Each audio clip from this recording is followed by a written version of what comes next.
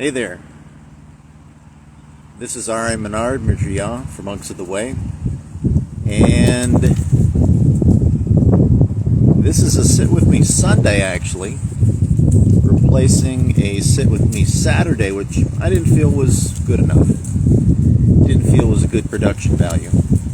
So, here I am. Also, I'm going to go ahead and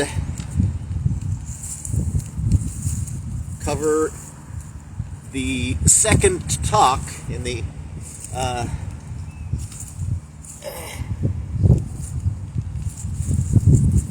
Nikaya here. This is the mid-length discourses of Buddha. So this is the mid-length version of this talk. Most of these talks have a mid-length version, and then a long version, and a short version. Well, quite a few do. I find that the mid-length version is descriptive, and that the short length is sometimes, a little bit more like a bumper sticker statement as far as trying to comprehend, because it's difficult. It's described simply, but grasping it correctly, really comprehending it, is, for most of the teachings of Buddha, for most people, impossible. I think maybe it would be comparable to teaching a caveman English and then trying to tell him over the phone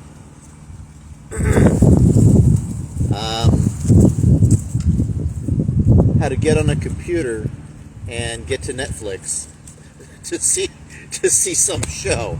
It would just be ridiculously impossible. Not that it can't be done ever, but that the magnitude of getting from A to B, from not knowing what a computer is to using the computer and logging into Netflix and successfully getting to the show and watching it. So you can imagine that's virtually impossible. Not impossible, but virtually impossible for most cavemen. I'm sure there was clever cavemen and stupid cavemen. Intelligence is a very good topic also, and I touch on that on different videos where I ask, am I stupid? Are you stupid? And if you haven't checked that out, you might want to check that out. Anyway, here with, I don't know if anybody's joined. I think I see at least somebody has. Appreciate you stopping by. MN2 from the teachings of Buddha is called All the Taints, which I'm going to go ahead and translate better into American English as all of the corruptions. So, I'll give you the basics of it. I won't read the whole thing, but I'm going to read some decent portions here. One time Buddha was in Jedda's Grove, and he talked to the monks. He said, "Monks?" And they said, "Yes." "Yes, Buddha. Yes, Blessed One, Anyway, he says, "Monks, I'm going to teach you a talk on the restraint of all of the corruptions. Now listen and pay attention to what I'm saying." And they said, "Yes." Of course. He says, "I say that the destruction of the corruptions is for a person who knows and sees, not for a person who does not know and see. Who knows and sees what? wise attention and unwise attention. When a person attends unwisely, unarisen corruptions arise, and arisen corruptions increase. When a person attends wisely, unarisen corruptions do not arise, and arisen corruptions are abandoned. That kind of makes sense, right? There are corruptions that should be abandoned by seeing. There are corruptions that should be abandoned by restraining. There are corruptions that should be abandoned by using or correct practice. There are corruptions that should be abandoned by enduring. There are corruptions that should be abandoned by avoiding. There are corruptions that should be abandoned by removing. There are corruptions that should be abandoned by developing.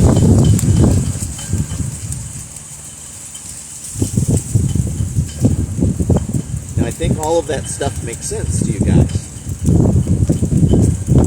There's different ways of doing things, and Buddha's talking about that here.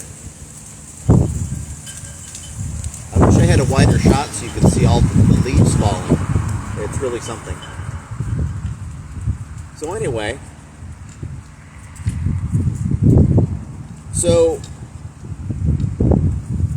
what corruptions should be abandoned, for example, by seeing?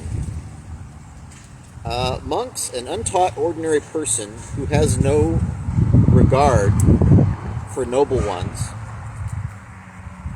which you could also translate as monks or philosophers or wise people, and is unskilled and undisciplined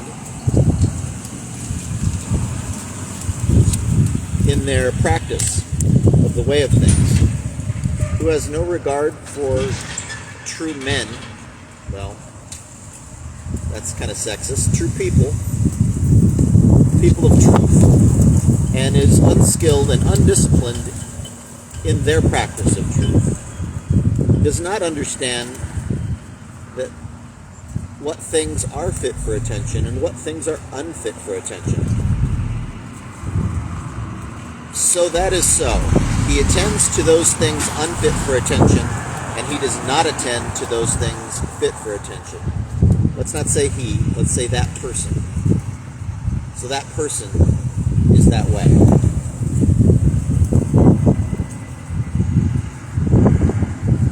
I'll give you furthermore here. Let's move to the next section because a lot of that's really covered here by what we already read. It goes, what things do they attend to, what things do they not attend to, that kind of thing. This is how a person attends unwisely. Was I in the past? Was I not in the past? What was I in the past?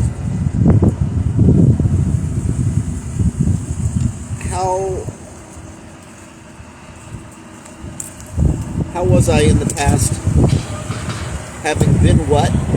What did I become in the past? Should I be in the future? Should I not be in the future?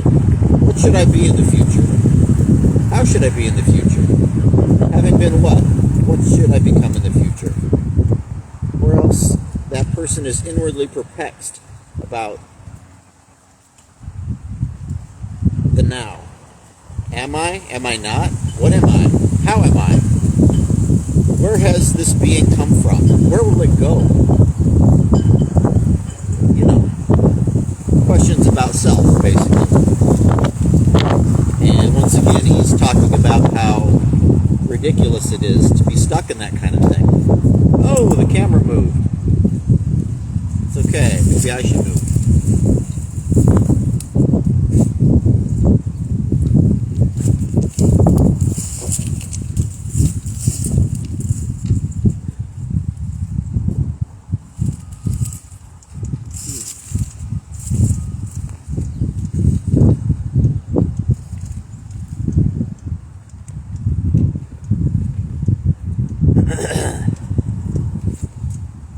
Let's talk about those corruptions a little bit more here for a moment. What corruptions monks should be abandoned by avoiding? Here a monk, reflecting wisely, avoids a wild elephant, a wild horse, a wild bull, a wild dog, a snake, a stump, a patch of brambles, bushes, a chasm, a cliff, a ravine, a pit, a crap pit in the ground, a sewer. Reflecting wisely, that person avoids sitting on unstable seats, wandering to unsuitable resorts, and associating with bad friends, since if that person were to do so, wise companions in the holy life might suspect that person of evil conduct. Let's go to abandoning by removing. Here monks reflecting wisely do not tolerate an arisen thought of sensual desire. He doesn't really mean just sensual desire, he means harmful. He or she or they, it's the future. That person abandons it, removes it, does away with it, and annihilates it. That person does not tolerate an arisen thought of ill will. That person does not tolerate an arisen thought of cruelty. That person does not tolerate arisen, evil, unwholesome states. That person abandons them, removes them, does away with them, and annihilates them. It's a pretty strong stance, of course. What corruptions monks should be abandoned by developing? And maybe I should translate that, but I don't know. Here a monk, reflecting wisely, develops the mindfulness, enlightenment factor. That should probably be translated better. Which is supported by seclusion, by dispassion and cessation, and ripens in relinquishment. When you give up something, that person develops the investigation of states, enlightenment factor. The energy enlightenment factor. I should retranslate this at some point. The rapture enlightenment factor. The great joy. The tranquility enlightenment factor, the concentration enlightenment factor, the equanimity enlightenment factor, which is supported by seclusion, dispassion, and cessation, and ripens in relinquishment. Let's see, we go abandoned by seeing, and in there it says, then that person is called a monk, who dwells restrained with the restraint of all of the corruptions. Oh, the camera has moved.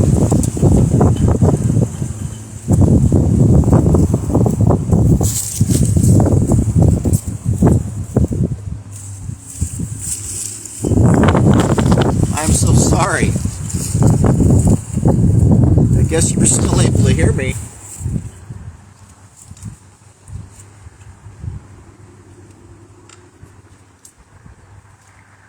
That person is called a monk who dwells restrained with the restraint of all of the corruptions. That person has severed craving, flung off the things that hold them to their attachments, and with the complete penetration of conceit, that person has made an ending of suffering. The monks were satisfied and delighted with this. And so that's MN2. And you can see how that's a lot to digest. But you can see that there's distinctions there. Once again, my video, my Sit With Me Saturday, where I talked about MN1, you can see, if you see both of these, you watch both of these, you see how there's connections there. in the distinctions that he makes between things. Before we were talking about in MN1 about seeing things the way you see them, and then knowing things the way you know them, versus then again seeing things the way they are and knowing things the way they are. See, there's differences there, quite a bit of differences there. Hope that the video's good now. So I had a question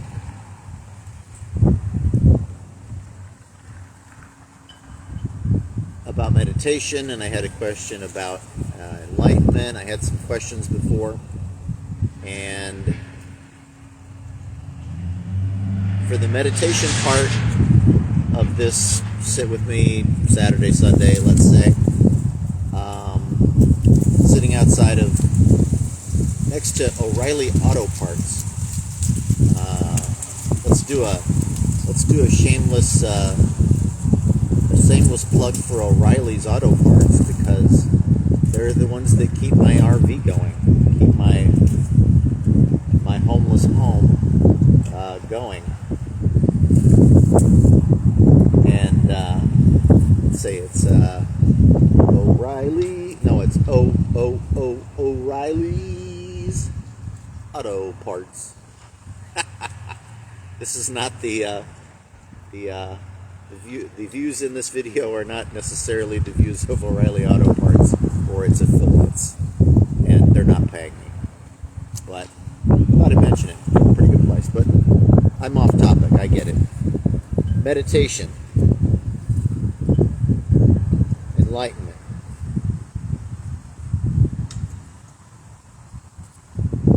I'm sitting here and I have the wind blowing behind me. I have the leaves falling. Now, as my meditation goes, I could focus on the sound of the wind. And it could be like a white noise for me. And I could think that that's the best way for me to meditate. Maybe it's a good way for me to meditate, but that should not be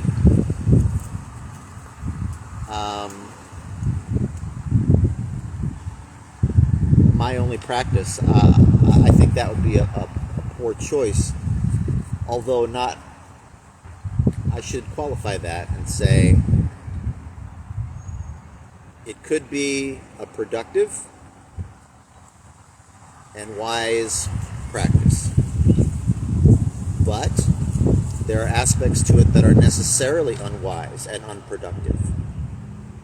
And so I would suggest doing something better, using silence, or changing, at least disrupting, changing the focus of meditation that you're using. The wind maybe one time, next time a waterfall, next time birds in the wilderness, a bell, music, whatever it might be. I'm saying, and then those are auditory examples, and there's visual examples, there's tactile examples. It goes on. There are 6 senses. The 5 that you are familiar with, probably you've been taught by American schools, and then the 6th, which is thinking. And according to Buddha, and it makes sense, of course, that the 6th sense is thinking, that it's one of our perception availabilities. We use it, it's a tool, like seeing or hearing or tactile senses, like I've mentioned. Thinking helps us make sense of the world, allows us to comprehend. By way of thinking, we can really unravel some things. But we can also accidentally think we see something, or think something makes sense, and it doesn't. We didn't really see what we thought we saw. And I guess I'm going to throw in, because it's so important, along those lines, hallucinations, taking drugs, thinking that you've had some profound experience. By and large, when that happens, you haven't. You think you have. You have hallucinated, which makes sense. You're taking a hallucinogenic. That what you perceive might not really be real. Anyway, thought I'd mention that. So, as far as meditation goes, I'm saying you don't want to be dependent on something. You don't want some situation to arise and for you need to find that center and be able to do what you need to do as best you can. And guess what? There's no music you're used to when you meditate. There's no wind blowing. Whatever. You shouldn't be conditioned to require a stimulus. That would be unwise. Now, I'm going to recant again a little bit and say there are those that have, for example, meditated under a waterfall, and they've done it for a good number of years, maybe most of their life, and they've come to the point where they don't even, after a few moments of getting into meditation, they don't hear that waterfall. You could bang a gong, you could rev a motorcycle, and they would not hear it, or at least they would not choose to register it, choose to let it keep going inside them. They've found this conditioning to move beyond that limitation of requiring that stimulus, because they are disciplined and practiced and have figured out how to wisely do this. Other people, they haven't. And I'm going to go into I know I've done the MN too, and I've done talking about meditation, and I'm going to wander a little bit further off and mention something like, should you be even listening to me right now? Well, I think you should. You're going to have to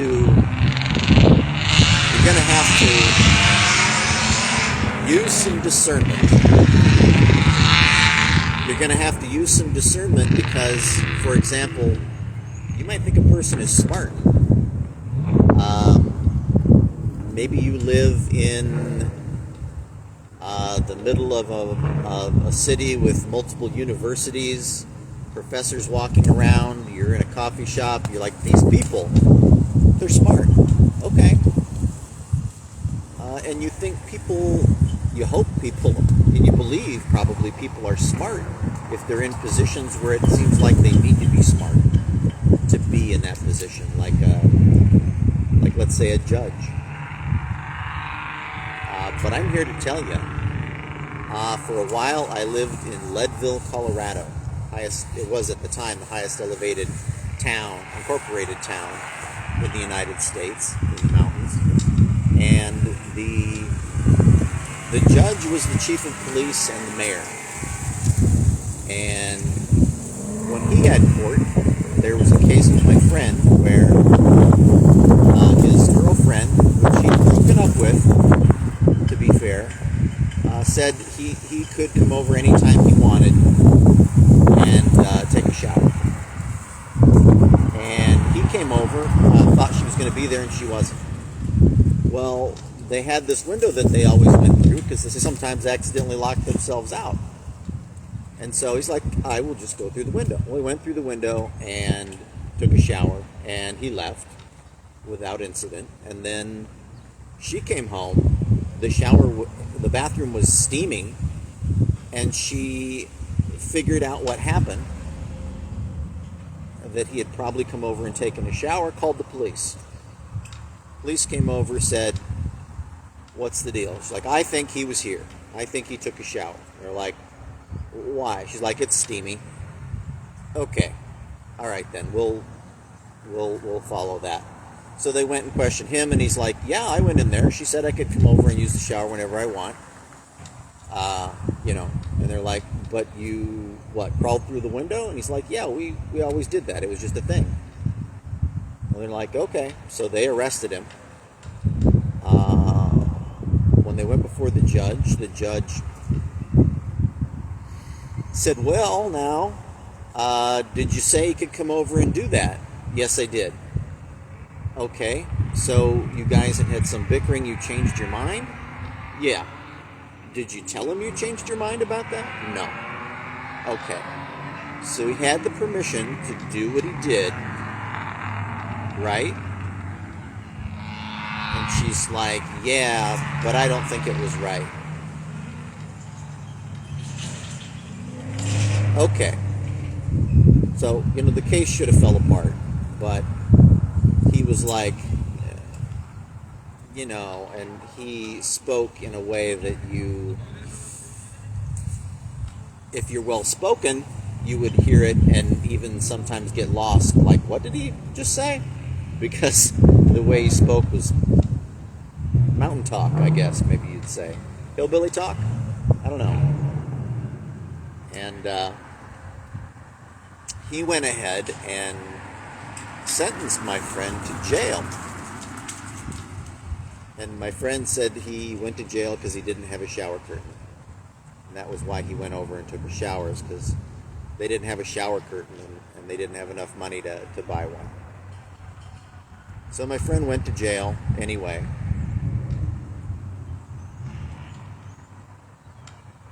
I guess my point was the judge behaved in a way that was not that smart. The way he spoke, he was not well spoken. The way he thought, obviously, was rudimentary compared to what you would expect from a judge. Any litigious professional, some person of law. But, when the judge is the chief of police and the mayor, you get what you get. And how did he get that position? I found out family. His family owns most of the town. And so he inherited that. And he has appointed other people, contracts and position and money for government based on that family, those family ties. And, so obviously there's a little bit of corruption going on there. You would know that it's obvious that there could be, right? And I'm saying there were examples that people knew about. Getting back to the intelligence, how smart was he? And how smart did people think he was? It's relative, right? I mean, should you be listening to me? Well, am I communicating things that are, in a manner of speaking, above your pay grade? You can't quite grasp them?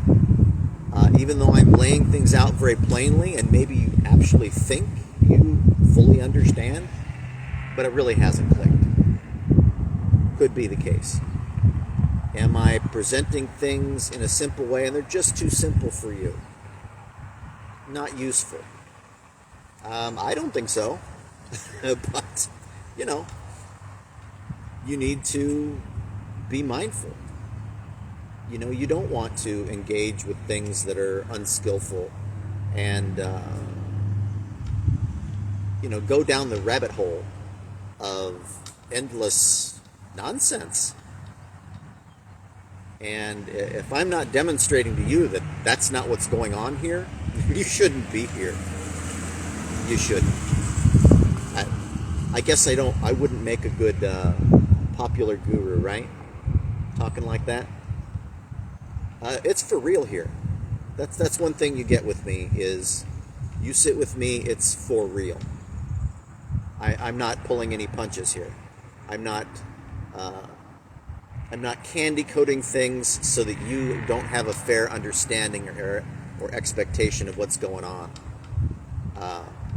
Not going to try to lie to you, not going to try to deceive you, not going to try to give you some mystical bull crap. And I get a lot of grief for that. I get a lot of grief for that. I got some grief for that today. Someone saying, you're not a real monk. You're just talking about beliefs that are fact-based. And that's not what monks do. I'm like, what? What? I don't know who told you what a monk is. I don't know how you are the gatekeeper of who and who isn't a monk. There's so much about what you just said. Where do I start?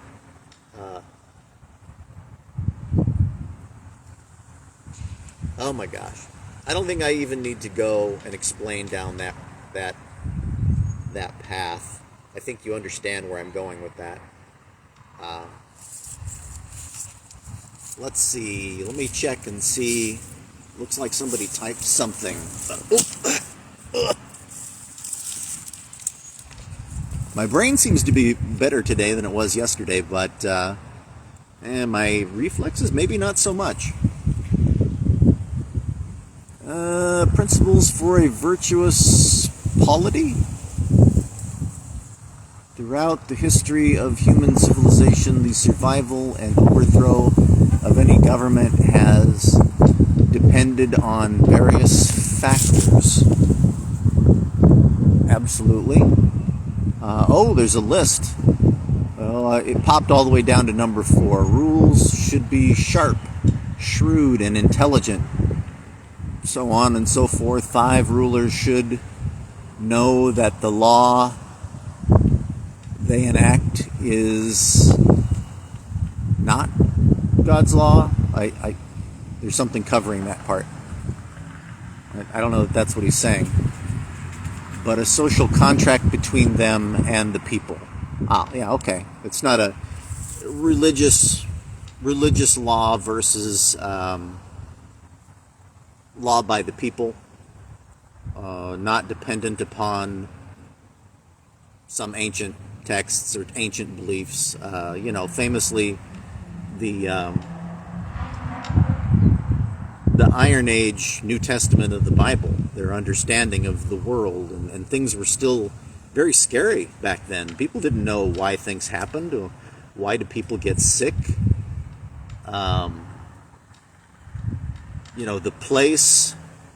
The reasonable place of religion, and I'm saying there is a reasonable place, but it's not law.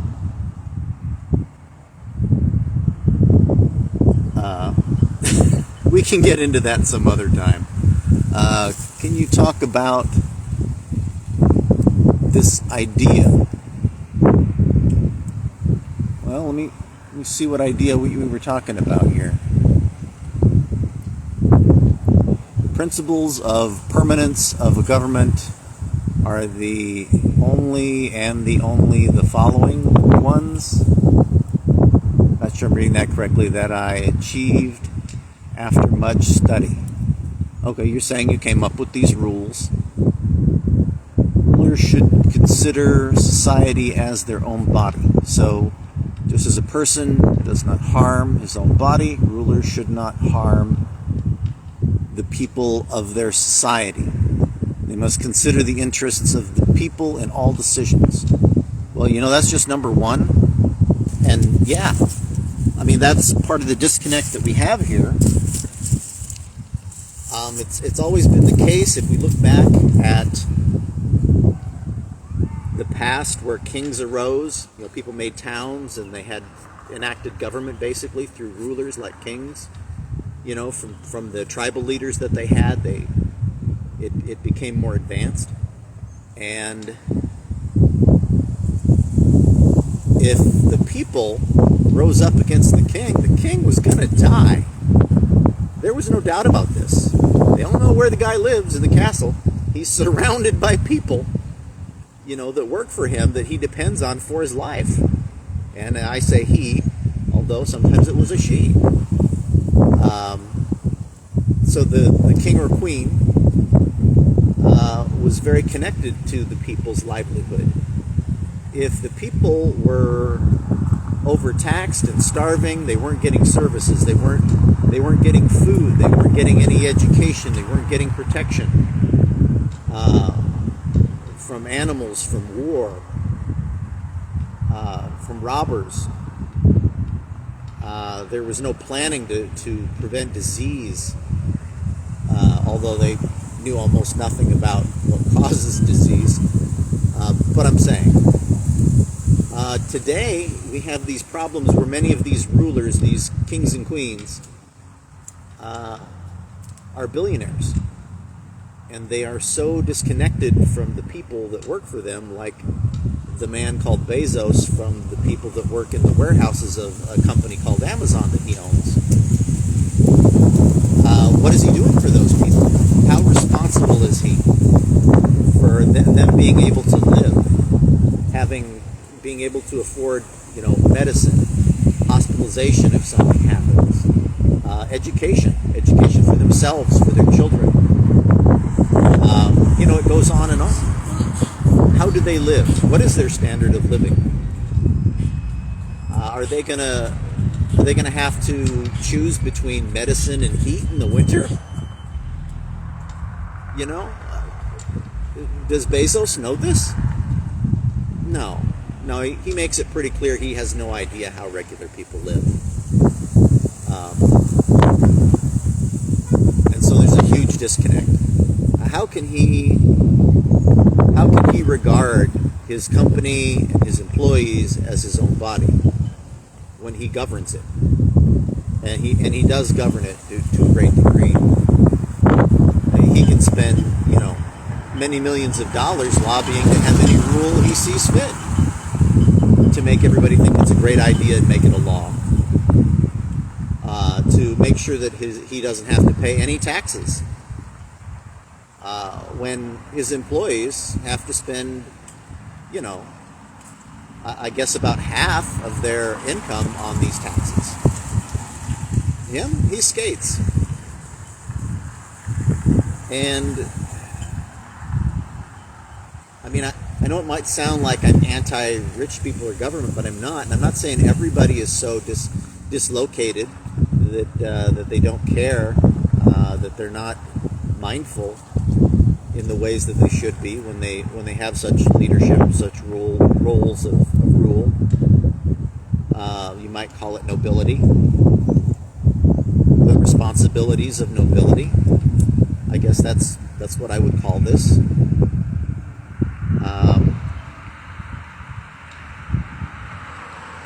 Obviously, there are some people that do well, and they do well enough that we are not in the middle of a civil war. But, government is supposed to protect people from having wars. And my government's not doing that. My government is pursuing war all over the planet. It's just a regular way we live, and we've been living that way for many, many years. And they're actually having a problem getting people to serve the military now. Their ranks are more and more depleted because we have technology and social media, and so we know more about what's going on than we did before. Whether or not we can comprehend it, but it's easier to get that data. And so a lot of people are like, well, war? What? Well, I know that they get paid, okay, but we also know that there's plenty of homeless veterans starving in gutters, diseased, going to the hospital too late to do anything and dying. So you're not going to take care of us. We might get our arms or legs blown off, or just get our head blown off outright. Why would we do that? For what? Oh, national security. Really? Well, we know that most of that's for oil, for power over areas, political influence, trade of different kinds. The list goes on. So, young people are like, no. I might as well go work at Walmart and be on food stamps as be a soldier and later in life be living under a tarp in the rain with no food. What are my choices here?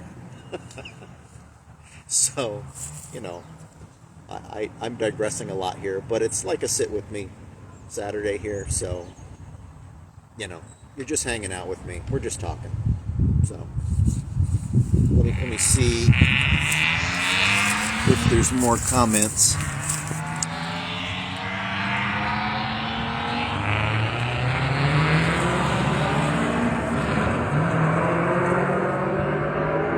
There are more rules that he's gone through there.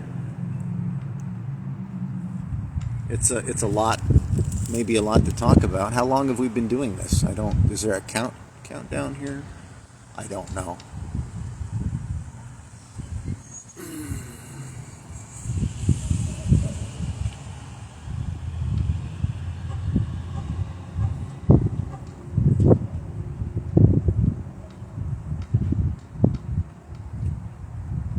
I do not know.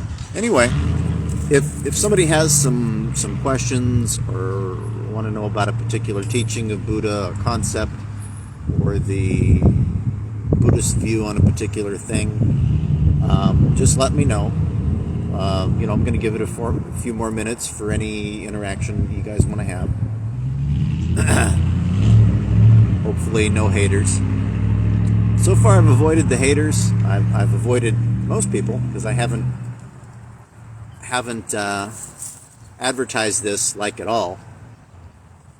I do want to mention that I've got that Android application called Ask Buddha, where you can also ask questions and whatnot. It has a daily Buddha quotes, so you can open it and tap the Buddha quote and get a look at a different Buddha quote every day, if you like.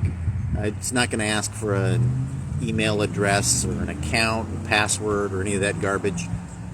It's just something I created so you guys could have daily Buddha quotes and ask questions if you want. Could you spend money in the app? You could. You could pay to ask a question because you don't want to wait and use it 20 days and ask a free question. I give people the coins to ask a question right off when they start using it if they ask. It's really not a big deal. It's a mechanism to make sure that haters, disruptive people aren't coming in there trying to spam the place. And if they spam the place, then at least they're paying to do it, and the extra money helps with resources to deal with that. So far I don't have to deal with that because nobody knows the application exists pretty much, apparently. I think I have like maybe 3 regular users, and so it's worthwhile. I mean, there's been a massive amount of funds spent on that. But if it's going to be useful for many years to come for people, even just a handful of people, then it was worth it. I will do what I can. And I'm trying to do it wisely, and I kind of got kicked in the nuts on that one because right when it came out, ChatGPT came out, and other AI models followed soon after, and that wasn't too long ago. But AI can answer questions for people, and people don't understand the difference between a practitioner curating information from some of the greatest minds that have ever been philosophically, and of course giving their own input, versus an AI that's gonna just go look at everything and decide, well, whatever people think, that's probably true, that's the answer. Here's some references to a couple people that are famous or whatever, and if that was good enough, if we could just go with whatever most people thought, wow, we would have solved a lot of problems in society. But we haven't done that. We have not made the world a utopia. It's a dumpster fire. It's a dumpster fire with people running around all over the place on fire, starting fires, mostly denying that the fire even exists. So, your work is cut out for you on this planet. It's like a special needs planet. So, you take things with a grain of salt and realize, most people are kind of stupid. And it's not, you can't really fault them for being stupid. I mean, you can't fault a dog for being a dog. I'm not trying to say they're the same thing. I'm just saying whether or not I'm friends with a dog doesn't depend on how intelligent they are. It doesn't depend on whether or not they get into the garbage. Obviously, that's not what I want them to do. I don't want that for them. It's dangerous for them.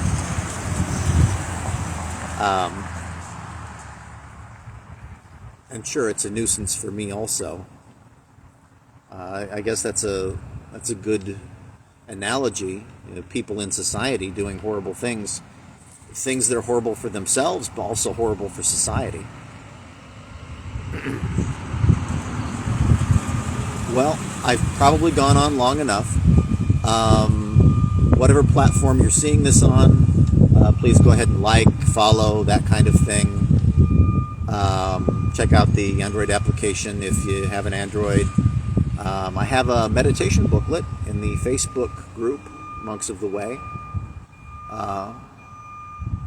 And hopefully this is going to be on multiple platforms. I have to get access to a computer because mine is burned up and I don't have a lot of donation funds, so I can't just spend money on things. I guess that leads me into you could donate if you like, to encourage me to do more of this and enable me to do more for charity. I ongoingly do things regularly for charity for people, and normally I don't really talk about it with anybody. I just do it, and I guess I would get a lot more attention if I was one of those people that always just shoots video of all the charity they do. But it seems exploitive, and I really want to avoid that if I can. Anyway, I appreciate you stopping by. I appreciate your interaction there. I hope that the teachings of Buddha will bless you. And hey, it's a great day to be alive.